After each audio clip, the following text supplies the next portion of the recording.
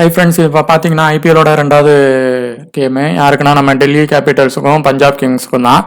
இந்த மேட்ச் வந்து ஒரு புது ஸ்டேடியத்தில் வந்து நடக்குது. ஐபிஎல் வந்து அதாவது ஐபிஎல் வந்து முறையாக நடக்க போகிற ஒரு ஸ்டேடியத்தில் நடக்குது. அந்த ஸ்டேடியம் அந்த இதை பற்றியான விஷயங்களை பார்க்கலாம். ஹை ஃப்ரெண்ட்ஸ், இப்போ பார்த்தீங்கன்னா நம்ம டிசிக்கும் பஞ்சாப் கிங்ஸுக்கும் நடக்குது. இவங்க ரெண்டு பேருமே இதுக்கு முன்னாடி பார்த்தீங்கன்னா ஈக்குவல் டீமாக தான், அதாவது ஈக்குவலாக தான் வந்து பெர்ஃபார்ம் பண்ணியிருக்கிறாங்க. 16 மேட்சஸ் இவங்களும் 16 மேட்சஸ் அவங்களும் வின் பண்ணியிருக்கிறாங்க. நம்ம ஸ்டாட்ஸ் வீடியோ பார்த்தீங்கன்னா உங்களுக்கு தெரியும்.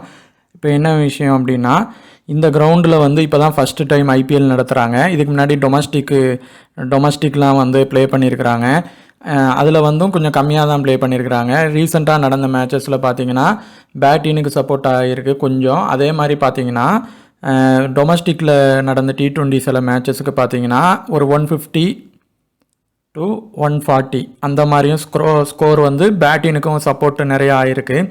ஸோ இது ஒன்று ரொம்ப லோவாகவும் ஸ்கோர் முடியும், இல்லை கொஞ்சம் ஹையாகவும் முடியும். அதுக்கு வந்து எப்படி வாய்ப்பு வரும் அப்படின்னா, பஞ்சாப் வந்து இப்போ டீம் வந்து பார்த்திங்கன்னா டெல்லியை விட கொஞ்சம் கம்மி தான். பஞ்சாபோடைய டீமோடைய இது வந்து டெல்லியை விட கொஞ்சம் கம்மி தான். டெல்லி டீம் வந்து இப்போ கொஞ்சம் வந்து பார்த்திங்கன்னா இவர் ரிஷப் பண்ட் வந்துட்டாங்க. அதே மாதிரி வார்னர் இனி ஃபுல் சீரீஸும் விளையாடுவார். மார்ஷ் இருப்பாங்க. இப்படி இப்போ இவங்க குல்தீப் யாதவ் இருக்கிறாங்க. அவங்க டீமோடைய ஸ்ட்ரென்த்து வந்து பார்த்திங்கன்னா அதிகம் டெல்லிக்கு. ஸோ இப்போ ஒரு ஸ்ட்ரென்த்து விதயமாக பார்த்தா டெல்லி டீம் தான் வந்து பலம் ஜாஸ்தி. இப்போது நம்ம வந்து இதில் வந்து எப்படி இது பண்ணலாம், யாரை எடுக்கலாம், யாரை விட லீவ் பண்ணலாம், எப்படி இது பண்ணலான்னு பார்க்கலாம். இப்போ பார்த்திங்கன்னா ஃபஸ்ட்டு வந்து விக்கெட் கீப்பர் செக்ஷனில் வந்து நம்மளுக்கு வந்து பார்த்திங்கன்னா ரிஷப் பண்ட் இருக்கிறாங்க, ஜிதேஷ் சர்மா இருக்கிறாங்க, பி சிங் இருக்கிறாங்க, டி ஸ்டப்ஸ் இருக்கிறாங்க. இதில் வந்து விக்கெட் கீப்பர் வந்து ரிஷப் பண்ட் டெல்லியில், ஜிதேஷ் சர்மா தான் பஞ்சாபுக்கு விக்கெட் கீப்பர். இவங்க ரெண்டு பேரும் பேட்ஸ்மேன் கேட்டகரியில் தான் வருவாங்க. ஆனால் இவங்க வந்து இந்த இதில் இப்போ இருக்கிறாங்க. இப்போ ரிஷப் பண்ட் வந்து ஒரு இதுக்கப்புறம் வராரு, ஒரு ஆக்சிடென்ட் இதுக்கப்புறம் வராரு. அவர் ஒரு மேட்ச் எப்படி பெர்ஃபார்ம் பண்ணுறாரு அப்படிங்கிறத பார்த்துட்டு தான் அடுத்து அவரை வந்து பிக் பண்ணலாம். இல்லைனா ஒரு ஸ்ட்ராங் டீமோட விக்கெட் கீப்பர் அப்படிங்கிறதுனால எடுத்துக்கலாம். ஒன்று அந்த மாதிரி அப்படி எடுத்துக்கலாம். ரெண்டாவது, ஜிதேஷ் சர்மா வந்து கொஞ்சம் லோ ஆர்டரில் தான் விளையாடுறாரு. அதுக்கு பதிலாக பி சிங்கை வந்து ட்ரை பண்ணி பார்க்கலாம். அதே மாதிரி ஸ்டப்ஸு வந்து நல்ல ஒரு ஹிட்டர் தான். டாப் ஆர்டரு அங்கே இவங்க டெல்லியில் இவங்க இதில் ஃபெயிலியர் ஆகிற பட்சத்தில் இவர் பெர்ஃபார்ம் பண்ணுவார், அவருக்கான வாய்ப்பு இருக்கும். அப்படி இல்லைன்னா மேக்ஸிமம் விக்கெட் கீப்பர் செக்ஷனில் 4ல் 2 இல்லை பேட்டினுக்கு சப்போர்ட் ஆகிற மாதிரி போகும் அப்படின்னு நினச்சிங்கன்னா 3, அவ்வளோதான். அதுலேயும் சேம் கிரெடிட்டாக இருக்கிறவங்க இது எல்லாருமே டிஃப்ரெண்ட் கிரெடிட்டில் தான் இருக்கிறாங்க. ஸோ 3 பேர் வர்றதுக்கான சின்ன ஒரு வாய்ப்பு இருக்குது. அதே மாதிரி பெர்சன்டேஜ் பாருங்கள், இவருக்கு எவ்வளோ இருக்குது, இவருக்கு எவ்வளோ இருக்குன்னு. ஒரு லோவில் இருந்தால் இன்னொரு லோவில் ஒரு லோ டீமில் எடுக்கலாம். இப்போ பஞ்சாபில் இவர் லோவில் இருக்காருன்னா இவர் லோவில் ட்ரை பண்ணி பார்க்கலாம். அதே மாதிரி பீசிங் வந்து ஓரளவு மீடியம் பெர்சன்டேஜில் இருப்பார். ஒரு லோ இதில் உள்ளவரையும் ட்ரை பண்ணி பார்க்கலாம். ஏன்னா ஒரு லோ ஸ்ட்ரென்த் உள்ள டீம் வந்து லோ பெர்சன்டேஜ் பிளேயர்ஸ் உள்ளே வருவாங்க. நேற்று நீங்கள் இந்த ஆர்சிபி மேட்ச் பார்த்தா தெரியும். தினேஷ் கார்த்திக் வந்திருப்பார், ஒரு பேட்ஸ்மேன் ஒருத்தர் ஏ ரவாத்தா அவர் வந்திருப்பார். இப்போ இதில் வந்து ரிஷப் பண்ட்டு பீசிங் இவங்க 2 பேரையும் எடுத்தால் இவங்களுக்கு ஆப்பர்ச்சுனிட்டி கிடைக்கும் பேட்டிங் ஆர்டரில் கன்ஃபார்மாக. ஜிதேஷ் சர்மா வந்து நீங்கள் வந்து ஒரு லோ இதில் இருக்கிறதுனால எடுக்கலாம். இவருக்கு ஆப்பர்ச்சுனிட்டி வந்து கொஞ்சம் கம்மி தான். அவங்க டாப் ஆர்டரே விளாண்டுட்டாங்கன்னா இவருக்கு கொஞ்சம் கம்மியாக கிடைக்கிறதுக்கான வாய்ப்புகள் இருக்குது. இப்போ இம்பேக்ட் பிளேயர் பற்றியான விஷயங்களை ஃபஸ்ட்டு பார்க்கலாம். இம்பேக்ட் பிளேயர்னால் என்ன, எப்படி அது ஒர்க் ஆகுது அப்படின்னு. இப்போ ஒரு உதாரணத்துக்கு நம்ம ஆர்சிபி, அதாவது நேற்று நடந்த மேட்ச்லேயே பார்த்தா ஆர்சிபி பார்த்திங்கன்னா ஆர்சிபியில் வந்து ஆர்சிபி வந்து ஃபஸ்ட்டு பேட் பண்ணாங்க. ஃபஸ்ட்டு பேட் பண்ணி அவங்க பண்ணும்போது எந்த ஒரு இம்பேக்ட் பிளேயரும் எடுக்கலை. அவங்க சப்போஸ் தினேஷ் கார்த்திக்கும் அவங்க பார்ட்னர்ஷிப் போடலைன்னா கண்டிப்பாக எடுத்திருப்பாங்க. ஏன்னா அவங்களுக்கான ரன்ஸ் கம்மியாக இருந்தது. அப்போ அவங்க அடித்ததுனால எடுக்கலை. பவுலினுக்கு தேவைப்படணும்னு செகண்ட் இன்னிங்ஸில் பவுலிங்கில் தான் எடுத்தாங்க. ஆனால் சிஎஸ்கே பார்த்திங்கன்னா சிஎஸ்கே வந்து ஃபஸ்ட் இன்னிங்ஸில் எடுக்கலை. பவுலிங்கில் வந்து அப்படி பண்ணிவிட்டு செகண்ட் இன்னிங்ஸ் ப்ளே பண்ணும்போது விக்கெட் கொஞ்சம் 1-2ன்னு உள்ள ஆரம்பித்த உடனே முஸ்தஃபர் ரஹ்மானை வந்து பதிலாக சிவம் டூபேயே எடுத்தாங்க. சிவம் டூபேயே எடுத்தாங்க. அந்த மாதிரி தான் நடக்கும். ஃபஸ்ட்டு அந்த டீம் வந்து எந்த கண்டிஷனில் போகுது அப்படின்னு பொறுத்து தான் இருக்குது. இப்போ பஞ்சாப் ஒரு வேளை கம்மியான ரன் அடிக்கிற மாதிரி இருந்தால் பேட்டிங்லேயே ஃபஸ்ட் இன்னிங்ஸ்லேயே அவங்க வந்து ஒரு இம்பேக்ட் பிளேயரை எடுத்துருவாங்க. அந்த மாதிரி தான் அது வந்து அமையும். ஸோ அதை வச்சு நம்ம பண்ணிடலாம். எந்த டீம் ஃபஸ்ட்டு பவுலிங் போடுதா, பவுலிங்கில் அவங்க மேக்ஸிமம் இம்பேக்ட் பிளேயர் எடுக்க மாட்டாங்க. அடுத்து பேட்டிங்க்கு வரப்போ தான் இம்பேக்ட் பண்ணுவாங்க. ஒரு டீம் ஃபஸ்ட்டு பேட்டிங் பிடிக்குதா, அவங்க ரொம்ப லோ ஸ்கோர் ஆனால் தான் இம்பேக்ட் பண்ணுவாங்க. இல்லைனா அவங்களும் பவுலிங்கில் தான் வந்து இம்பேக்ட் எடுப்பாங்க. இப்போ நம்ம இம்பேக்ட் பிளேயர் இதுக்கு யாருக்கெல்லாம் ஆப்ஷன் இருக்குன்னு நம்ம லாஸ்ட் பார்க்கலாம். இப்போ ஆல்ரவுண்டரில் பார்த்தீங்கன்னா மிச்சல் மார்ஷ் இருக்கிறாங்க, சாம் கரன் இருக்கிறாங்க, அக்சர் பட்டேல் இருக்கிறாங்க, சிக்கந்தர் ராசா இருக்கிறாங்க, லிவிங்ஸ்டன் இருக்கிறாங்க. இதில் சிக்கந்தர் ராசா வந்து இம்பேக்ட் பிளேயராக வர்றதுக்கு ஒரு வாய்ப்பு இருக்குது. அதுக்கப்புறம் பார்த்தீங்கன்னா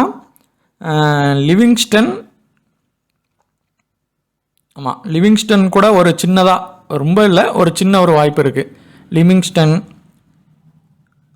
லிவிங்ஸ்டன் இல்லைன்னா சிக்கந்தர் ராசா, இந்த 2 பேரில் ஒருத்தங்க மாதிரி தான் வாய்ப்பு இருக்குது.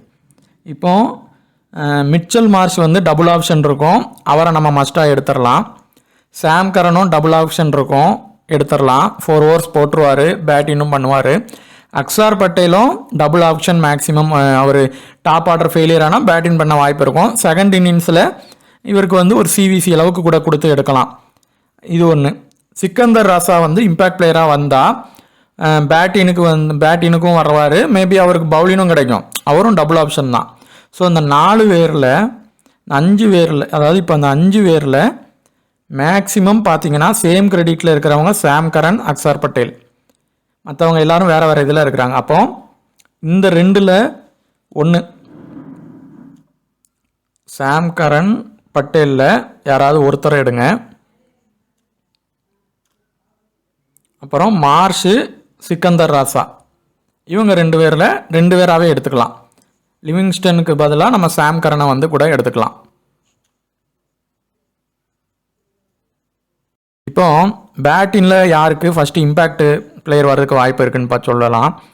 ஆண்ட்ரியூ இவருக்கு இருக்குது, ஏ டைடு பேட்டிங் பண்ணிவிட்டு அடுத்து அவர் வந்து பவுலிங் அதாவது அவர் போயிடுவார். பவுலினுக்கு வந்து அவங்க இம்பேக்ட் எடுப்பாங்க. யார் எடுப்பாங்கன்னா நேதன் எலைக்ஸ் எடுப்பாங்க, ரிஷி தவானை எடுப்பாங்க, அவர் ஒரு ஆல்ரவுண்டர் தான். இவங்க 2 பேரில் யாராவது ஒருத்தங்களை வந்து இவங்க எடுப்பாங்க. அப்படி இல்லையா சிக்கந்தர் ராசா பெஸ்ட் ஆப்ஷனாக அவங்க சிக்கந்தர் ராசாவை எடுத்துருவாங்க. ஒன்று நேதன் எலைக்ஸ் எடுப்பாங்க, இல்லை சிக்கந்தர் ராசா எடுப்பாங்க. பவுலினுக்கு சப்போர்ட் பண்ணிச்சுன்னா மேக்ஸிமம் நேதன் எலைக்ஸ் எடுப்பாங்க. இப்போ இந்த பவுலிங் செக்ஷனில் பார்த்தீங்கன்னா இவங்க 9 கிரெடிட்டில் இருக்கிறாங்க, இவங்க 9 கிரெடிட்டில் இருக்கிறாங்க. இந்த ரெண்டு பேரில் இப்போ யாருக்கு ஹை ஃபஸ்ட்டு பார்க்கணும், யாருக்கு அந்த பேட்டிங் செக்ஷனில் டோட்டலாக யாருக்கு அதிகமான பெர்சன்டேஜ் இருக்குது அப்படின்னு ஃபஸ்ட்டு பாருங்கள். யாருக்கு இருக்குது, யார் வர வாய்ப்பு இருக்குதுன்னு பாருங்கள். அந்த ஹை பெர்சன்டேஜில் இருக்கிற பேட்ஸ்மேன் வந்து உள்ளே வருவாரா அப்படிங்கிறது ஒரு டவுட்டு தான். அவர் வரமாட்டார். இப்போ சப்போஸ் வார்னர் இருக்காருன்னா அவரை லீவ் பண்ணிவிட்டு நம்ம தவானை எடுக்கலாம். பேர்ஸ்டோவுடைய பெர்ஃபார்மன்ஸ் கொஞ்சம் வீக்காக இருக்குது, ஸோ அவரை விட்டுட்டு பிருத்வி ஷாவை ட்ரை பண்ணலாம். இவர் வந்தார்னா ஜாக் ஃப்ரேசரை கொண்டு வர மாட்டாங்க. ஒரு வேளை வந்தால் இவரை ட்ரை பண்ணுங்கள். இவர் வந்து வேகமாக அடிப்பார், ஸ்ட்ரைக் ரேட்டு நல்லா ஏறும். அதேமாதிரி இவரும் நல்ல ஒரு பேட்ஸ்மேன் தான்.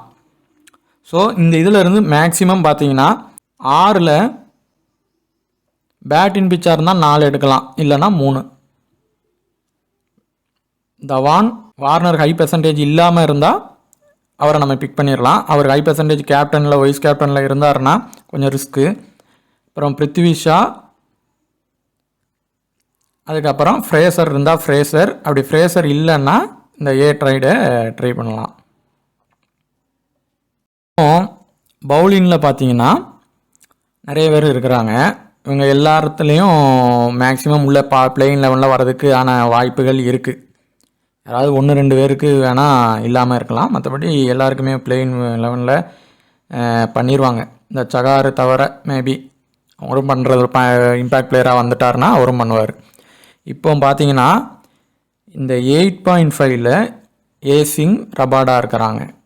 இதில் யாராவது ஒருத்தங்களை நீங்கள் எடுங்க. இப்போ பஞ்சாப் தான் வின் ஆகும்னா 2 பேரை எடுக்கலாம், இல்லைனா ஒருத்தரை எடுத்தால் போதும். ரபாடா பெஸ்ட்டாக இருக்கார், அவர் பண்ணிடுவார்னு நினச்சிங்கன்னா ஏசிங்கில் வந்து லீவ் பண்ணிடலாம். அடுத்து குல்தீப் யாதவ் எப்படின்னா செகண்ட் இன்னிங்ஸ் வந்து அவர் பவுல் பண்ணுற மாதிரி இருக்கணும், ஃபஸ்ட்டு கண்டிஷன். ரெண்டாவது குல்தீப் யாதவ் வந்து மேக்ஸிமம் அவர் இப்போ 9 கிரெடிட்டில் இருக்கிறாரு, அவருடைய பெர்சன்டேஜ் வந்து 50 பிலோ இருக்கணும். 50% பிலோ இருந்தால் அவருடைய பெர்ஃபார்மன்ஸு கேப்டன் வைஸ் கேப்டன் அளவுக்கு பண்ணிடுவார். இல்லை அதை விட கூட இருக்குது அப்படின்னா அவர் ஒரு ரிஸ்க் பிக்கு தான். செகண்ட் இன்னிங்ஸில் பண்ணலாம், இல்லை பண்ணாமல் கூட போயிடலாம். ஏன்னா அக்சர் பட்டேல் நம்மளுக்கு இருக்கிறாரு, அவர் இப்போ அக்சர் பட்டேல் பெர்ஃபார்ம் பண்ணுறதுக்கும் இவர் பண்ணுறதுக்கும் ஒரு வாய்ப்பு ஆயிரும். அப்போ இவர் இதாகிடுவார். அந்த இடத்துல பார்த்தீங்கன்னா அவர் ஃபெயிலியர் ஆவார். ஸோ நம்ம வந்து இவரை வந்து ஒரு லோ பெர்சன்ட்டில் இருந்தால் நம்ம மஸ்ட்டாக எடுக்கலாம். ஹை பெர்சன்ட்டில் இருந்தாருன்னா செகண்ட் இன்னிங்ஸ், ஹை பெர்சன்ட்டில் இருந்தால் செகண்ட் இன்னிங்ஸில் வராரான்னு பார்த்துட்டு இவரை எடுக்கலாம். ரபாடா இவங்க ஹச் பட்டேல் பாலெல்லாம் அடிச்சிடுறாங்க. இஷாந்த் சர்மா வந்து கொஞ்சம் சிக்கர் தவானுக்கு, அதே மாதிரி இந்த பேர்ஸ்ட்ரோவுக்கு இவங்களுக்கெல்லாம் பார்த்தீங்கன்னா பேர்ஸ்ட்ரோ இவங்களுக்கெல்லாம் இந்த இன்னிங்ஸ் டெஸ்ட் மேட்ச் விளையாண்டு நிறைய அவர் வந்து விக்கெட்ஸ் வந்து எடுத்துருக்கிறாரு. ஸோ சிக்கர் தவான், அந்த பேர்ஸ்ட்ரோ, அதுக்கப்புறம் பேட்ஸ் பண்ணுறவங்களெல்லாம் வந்து இவரால் விக்கெட் எடுக்கிறதுக்கான வாய்ப்புகள் இருக்குது. இவர் இருந்தால் டீமில் எடுத்துக்கலாம். இவர் வந்து ஒரு நல்ல ஒரு பிக்கு தான். இஷாந்த் சர்மா, ரபாடா, இந்த நாட்ஜி இவர் வந்து லாஸ்ட் சீசன் சூப்பராக பவுலிங் போட்டார். பெர்சன்டேஜ் வந்து லோவில் இருக்குது அப்படின்னா இவரை மஸ்ட்டாக எடுத்துக்கலாம். அதே மாதிரி முகேஷ் குமாரும் அவர் பெர்சன்டேஜ் எதில் வராதுன்னு பார்க்கணும். லோவில் இருந்தால் நம்ம லோவில் வந்து கட்டாயமாக முகேஷ் குமாரை வந்து எடுத்துக்கலாம். இப்போ இதில் வந்து யாரெல்லாம் மஸ்ட் பிக் மாதிரி வராங்கன்னா ரபாடா, இவர் வந்து சொல்கிற மாதிரி தான் செகண்ட் இன்னிங்ஸில் இல்லை லோ பெர்சன்ட்டில் இருந்தால். இஷாந்த் சர்மா, இவங்க இந்த 2 பேரில் ஒருத்தரனாலும் எடுத்துக்கலாம், பிரச்சனை இல்லை. இல்லை பவுலினுக்கு நல்லா சப்போர்ட் ஆகும்னா இதில் 2 எடுத்துகிட்டு இவரை விட்டுறலாம். இல்லைனா முகேஷ் குமார், அவர் எம் குமாரை வந்து எடுத்துட்டு இவரையும் எடுத்துக்கலாம். இஷாந்த் சர்மா வந்து ஆனால் நல்லா போடுறதுக்கான வாய்ப்புகள் இருக்குது, அவரை லீவ் பண்ணுறது வேண்டாம். இல்லைனா இவங்க 2 பேரையும் எடுத்துக்கலாம். இப்போ இதில் யார் வந்து சிவிசி வருவாங்க அப்படிங்கிறதுக்கான இதை பார்க்கலாம். பவுலிங்கில் ஃபஸ்ட்டு இவருக்கு வந்து இவர் லோ பெர்சன்ட்டில் இருந்தால் இவருக்கு வந்து 2 இன்னிங்ஸும் கொடுக்கலாம், இல்லைனா செகண்ட் இன்னிங்ஸ் மட்டும் ட்ரை பண்ணுங்கள். ரபாடாக்கு ஒரு இதில் விசி அளவுக்கு கொடுத்து பார்க்கலாம். ஏசிங்கிட்ட தனியாக ஒரு டீமில் எடுத்துகிட்டு ரபாடாவை விட்டுட்டு இவங்களுக்கு சி இல்லைனா விசி கொடுக்கலாம். அதுக்கப்புறம் பார்த்தீங்கன்னா இந்த எம் குமார் வந்து சில டைம் நல்லா பெர்ஃபார்ம் பண்ணுவார், லோ பெர்சன்ட்டில் தான் இருப்பார், மேக்ஸிமம் டெல்லி டீமில் இருப்பாங்க. இவங்களுக்கு ட்ரை பண்ணுங்கள். பவுலிங் பிச்சாக இருக்கிற பட்சத்தில் விக்கெட்டு வேகமாக விழுந்துச்சுன்னா இவர் உள்ளே வேகமாக வருவார், நேற்று நடந்த முஸ்தபர் ரஹ்மான் மாதிரி. இந்த டீமில் பார்த்தீங்கன்னா நம்ம ரிஷப் பந்த் ஸ்ட்ராங் டீமோட விக்கெட் கீப்பர் எடுத்திருக்கேன், இவருக்கு கிடைக்க வாய்ப்பு இருக்குது, பேட்டிங்கில் வருவார் முதையே. அப்புறம் தவான் வந்து ஒரு இது எடுத்துருக்குறோம். அதே மாதிரி மார்ஷு, அதுக்கப்புறம் பிருத்வி ஷாக்கு ஒரு வாய்ப்பு இருக்குது. சிக்கந்தர் ராசா வந்து எப்படியும் பிளேயிங் லெவனில் வரலனாலும் இம்பேக்ட் பிளேயர் ஆகிறதுக்கு ஒரு வாய்ப்பு இருக்குது. ரபாடா, அதே மாதிரி இஷாந்த் சர்மா சப்போஸ் இல்லைனா குல்தீப் யாதவ் ட்ரை பண்ணலாம். அக்சர் பட்டேல் வந்து 2 இன்னிங்ஸுக்கும் அவர் வந்து செகண்ட் இன்னிங்ஸில் பவுலிங் போட்டுருவார். ஸோ அவர் இப்போ வந்து இந்த டீமில் வச்சு வேறு என்ன பிளேயரை நம்ம மிஸ் பண்ணுறோமோ அதில் ஒவ்வொரு பிளேயராக நம்ம விட்டு ஒவ்வொருத்தரையாக எடுத்தாலே சிவிசி எடுத்துடலாம். சிவிசி எப்படி கண்டுபிடிக்கிறது அப்படிங்கிறதையும் நம்ம வந்து ஃபஸ்ட்டு ஒரு வீடியோ போட்டிருந்தோம். நேற்று நடந்த மேட்ச்லேயும் பார்த்துருந்தீங்கன்னா ஃபஸ்ட் மேட்ச்சில் வந்து முஸ்தபர் ரஹ்மான் வந்து பவுலிங் போட்டு ஃபஸ்ட் இன்னிங்ஸில் வந்திருப்பார். செகண்ட் இன்னிங்ஸில் பார்த்தீங்கன்னா கேமரான் கிரீன் வந்திருப்பாங்க. இந்த மாதிரி தான் அமையும். அப்போ ஃபஸ்ட் இன்னிங்ஸில் யார் வருவாங்க அப்படின்னு பார்த்தீங்கன்னா, இப்போ ஒரு உதாரணத்துக்கு தவான், பஞ்சாப் தான் பிடிக்காங்கன்னா ஃபஸ்ட் இன்னிங்ஸில் தவானு, பேர்ஸ்ட்ரோ, இவங்க இஷாந்த் சர்மா, ஏன்னா பவுலிங் போடுவாங்க ஃபஸ்ட் இன்னிங்ஸில், அக்சர் பட்டேல் பவுலிங் போடுவாங்க, மிச்சல் மார்ஷு. இப்போ இந்த 4 பேருன்னு எடுத்துக்கிட்டால் இந்த 4 பேரில் யாருக்கு அதிக வாய்ப்பு இருக்குது, சாம் கரனுக்கும் ஒரு வாய்ப்பு இருக்குது, பேட்டிங் பண்ணுவார்.